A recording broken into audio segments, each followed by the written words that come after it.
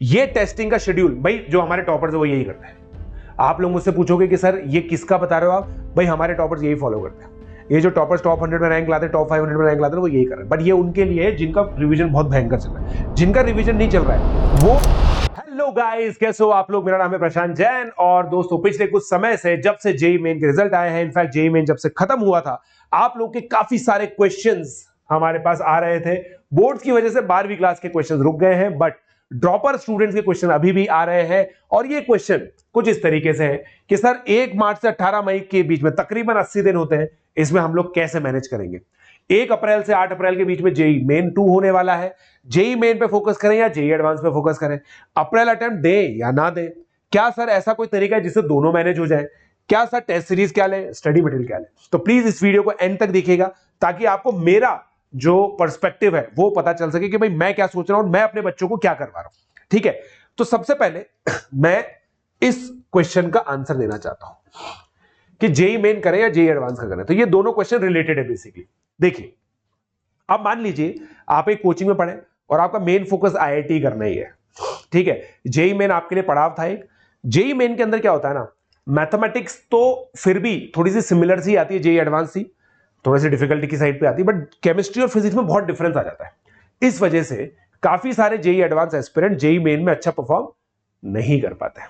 आप खुद देखिए दोस्तों, जो पिछले साल के फर्स्ट रैंकर थे वो 100% टैलेंट नहीं थे जेईई मेन के अंदर। जो जेईई मेन के फर्स्ट रैंकर थे उनकी इवेंचुअली 95 रैंक आई।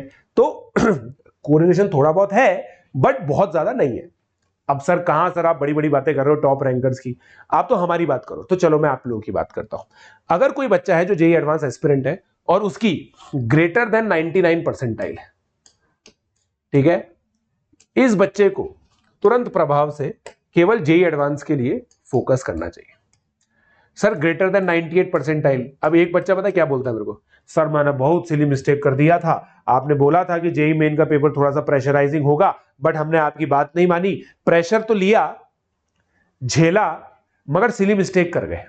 और इस वजह से सर हमारी परसेंटाइल बहुत ज्यादा आती थी, मॉक पे 250 नंबर आते थे, मगर सर अब 96, 97, 98 परसेंटाइल ही रह गई। इस तरह के बच्चे जो अपने पोटेंशियल को ऊपर आंकते हैं मगर उनका पेपर खराब हो गया जिस वजह से वो कम आ गए, उनको दोस्तों अपना मेटल पूरा कर, मतलब वो प्रूव करना पड़ेगा, अपना मेंटल प्रूव करना पड़ेगा कि भाई आप सही में डिजर्विंग हो, तो आपको अप्रैल अटेम्प्ट देना पड़ेगा। तो इस बच्चे के बारे में बात करता हूं। तो मतलब जो बच्चा जो डिजर्व करता था और वहां पे पहुंच गया, भाई देखो थॉट प्रोसेस का गेम है। सर मेरे को जेईई एडवांस ही करना है, मैं जेईई मेन केवल क्वालिफिकेशन के लिए दे रहा था, मुझे ऐसा लगता है कि 96 परसेंटाइल मेरी आनी चाहिए थी, सर मेरी 96 परसेंटाइल ही आई है, मैं अपने रिजल्ट से खुश हूं, मेन के रिजल्ट से, मेरे को जेईई एडवांस में फोकस करना है। भाई तुरंत प्रभाव से जेईई एडवांस की तैयारी करो, जेईई मेन छोड़ दो अगर आप सेटिस्फाइड हो तो। अगर आप अपनी जेईई रैंक से, बिल्कुल बॉटम लाइन बता रहा हूं, अगर आप अपनी जेईई मेन की रैंक से सेटिस्फाइड नहीं हो तो मैं आपको एक तरीका बता रहा हूं जिससे इन दोनों का आंसर, इन तीनों क्वेश्चन का आंसर हो जाएगा। आप लोग दोस्तों आपकी शिफ्ट के अलावा जो 9 पेपर्स हैं उनको तो ऐसा मॉक दीजिए, है ना। हमारी पीवाईक्यू टेस्ट सीरीज में भी दोस्तों वो अपलोड हो गए, तो आप है ना, पीवाईक्यू सीरीज है हमारी, आप है ना अनअकैडमी के प्लेटफॉर्म पे जाएंगे, पीवाईक्यू सीरीज देखेंगे, वहां पे 2025 के क्वेश्चन हमने अपलोड कर दिए। तो आपकी शिफ्ट के अलावा जो 9 पेपर्स है उनको एज अ मॉक दीजिए। पहली बात तो ये आपकी मॉक टेस्ट सीरीज हो गई। 1 मार्च से लेकर 9 अप्रैल तक, 1 मार्च से लेकर अप्रैल तक आपके 9 टेस्ट पेपर हो गए, ये हो गया। मैथमेटिक्स है ना, वो आप लोग जेईई एडवांस के सिलेबस के हिसाब से पढ़िए, फिजिक्स जेईई एडवांस के सिलेबस के हिसाब से पढ़िए, केमिस्ट्री जेईई एडवांस के सिलेबस के हिसाब से पढ़िए, सब जेईई एडवांस के हिसाब से ही पढ़ना है, सबका सब। बट अब एक चीज ध्यान रखनी है, आपने देखो थोड़ी बहुत तो एनसीईआरटी रटी होगी जेईई मेन 1 के लिए, थोड़ी और रट लो यहाँ पे, यहां तो कुछ भी चेंज नहीं है, यह तो जेईई एडवांस चलने दो, मगर इन दोनों में रट लो। कब? जब आपके बोर्ड एग्जाम खत्म हो जाए 10 मार्च से 31 मार्च तक। और दोस्तों मैं आप लोगों को एक चीज बता देता हूं, एनसीईआरटी तो देखो जेईई एडवांस के लिए भी इंपॉर्टेंट है, जेईई एडवांस के अंदर भी एनसीईआरटी से अपग्रेडेड क्वेश्चंस आते हैं, मगर उसकी जो सोर्स होती है ना, एक तरह से मतलब एक सोर्स का हल्का सा अंश एनसीईआरटी में जरूर मिलेगा आप लोग। मतलब ये जो मेरे मित्र लोग हैं जो काफी अपडेटेड रहते हैं, हमेशा एनालिसिस करते हैं, उनकी बात बता रहा हूं। तो ये इस तरीके से अगर आप लोग पढ़ोगे ना तो आपका काम हो जाएगा। बट सर अब क्या फ्रीक्वेंसी रखें टेस्टिंग की? भाई टेस्टिंग की जेईई मेन की फ्रीक्वेंसी बस यही रखनी, यही 9 पेपर करने और कोई सा भी पेपर आपको नहीं करना। बाकी सब पेपर आप कर चुके होंगे। 2024 का पेपर इररिलेवेंट है, 2023 का पेपर इररिलेवेंट है, केवल 2025 के 9 पेपर्स करें जो आपकी शिफ्ट में आता ना उसके अलावा। और अगर आप लोगों ने जनवरी शिफ्ट नहीं दी थी तो 10 के 10 कर लो, ठीक है। काफी सारे ड्रॉपर्स ऐसे होते हैं जो जनवरी शिफ्ट नहीं देते। हो गया भैया, ये काम भी हो गया। अब सर जेई एडवांस का क्या करें? भाई जेई एडवांस आपको दोस्तों वीकली एक टेस्ट दे रहा है और रिजर्व कर लो संडेज के लिए। और अब आप लोगों को अपनी जो बॉडी साइकिल है ना वो इस तरह से बनानी है कि आप इस समय में ये टेस्ट दोगे 9 से 12 और 2:30 से 5:30। अब आपको दोस्तों बहुत सारी डिसीजन मेकिंग लेनी है। देखो यार, क्या मैं 12 से 2:30 के बीच में सोऊं? भाई मैं तो नैप लेता हूं, क्या मुझे नैप लेना कंटिन्यू करना चाहिए? मैं तो सर नैप नहीं लेता, मैं तो दिन भर एक्टिव रहता हूं, तो क्या मैं सोना चालू करूं क्योंकि 2.5 घंटे का गैप है? भाई ये सब मैं आप लोगों के ऊपर छोड़ रहा हूं, आपकी जो अभी तक की हैबिट है ना उसी के हिसाब से करें। कोई बच्चा अगर इस गैप के बीच में सोता है तो सोए, कंटिन्यू रखें, मगर अब आपको अपनी बॉडी साइकिल इस तरीके से बनानी पड़ेगी कि आप लोग यहां पे इस समय पे परफॉर्म कर सकें। आप समझिए दोस्तों इस चीज को, हर संडे आपको लाइट ब्रेकफास्ट करना है, क्योंकि आप ये मान के चलिए जब आप अपना जेई एडवांस का एग्जामिनेशन देने जाएंगे ना तब आपको भूख कम लगेगी, आपको टेंशन ज्यादा होगी। और मित्रों मई का महीना होगा, मई का महीना मतलब सुप्रीम गर्मी, भयंकर गर्मी में आप ये पेपर देने वाले हैं 9 से 12 और 2:30 से 5:30। तो उस समय भूख कम लगेगी, थोड़ा सा वॉमिट जैसा भी फील होगा, तो खाली पेट आपको परफॉर्म करने की आदत होनी चाहिए।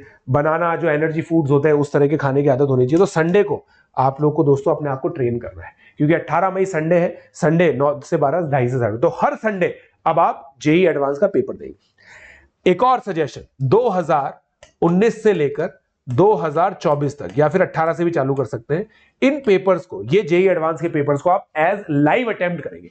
ये 7 पेपर आपको लाइव अटेम्प्ट करने हैं संडे को, ठीक है।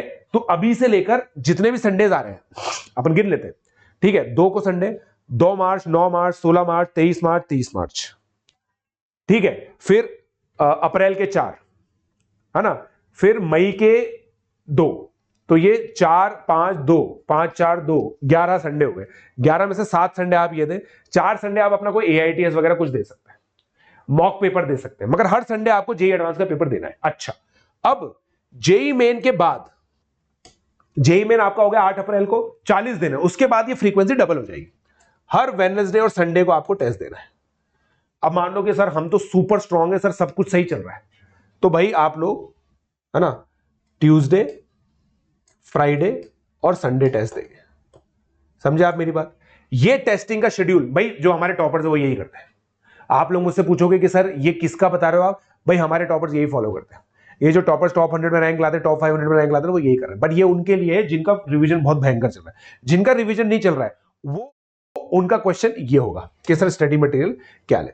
तो भाई अगर आप किसी स्ट्रक्चर मैकेनिज्म में हो, किसी कोचिंग के अंदर हो, तो प्लीज उनका स्टडी मटेरियल कर लो, भरोसा रखो। हमेशा दोस्तों फेथ बहुत इंपॉर्टेंट चीज होती है, फेथ रखना बहुत इंपॉर्टेंट होता है। आप फेथ रखिए अपने सिस्टम पर, जो आपका सिस्टम है वो आपको अच्छी चीज देगा, उस पर फेथ रखिए। अगर आप हमारे साथ जुड़े हुए, जैसे अंतिम प्रहार में आप जुड़े हुए, जो मेरा क्रैश कोर्स है उसमें मैं स्टडी मटेरियल दे रहा हूं।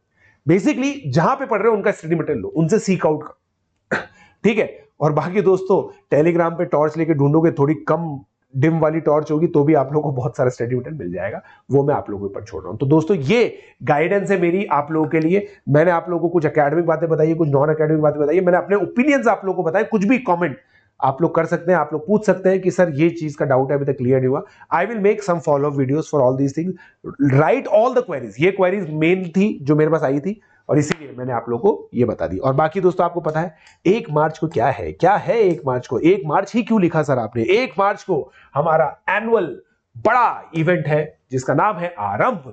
तो आरंभ के लिए आपको जेई नेक्सस चैनल पे जाना है, इस लाइव पर आप क्लिक कीजिए और यहां पे देखिए दोस्तों, जब फतेह तय है कुछ बढ़िया सा आपको इसमें ट्रेलर वेलर दिखेगा और यहां पे आप लोगों को लाइक भी करना है और नोटिफाई मी पे भी क्लिक करना है ना। जैसे ये अभी मैं बताता हूँ, नोटिफाई मी पे आप क्लिक करो। जैसे नोटिफाई मी पे क्लिक करेंगे आप नोटिफाई हो जाएंगे और 1 मार्च को आप लोगों को याद आ जाएगा कि आपको इस इवेंट को अटेंड करना है। अमेजिंग इवेंट है। आप लोगों को पता है पिछली बार करण जौहर, कार्तिक आर्यन ये लोग आए थे और इस बार और भी बड़े सेलिब्रिटीज आने वाले हैं। तो मिलते हैं दोस्तों आरंभ इवेंट में शाम को 7 से 9 बजे के बीच में 1 मार्च को। Let's crack it.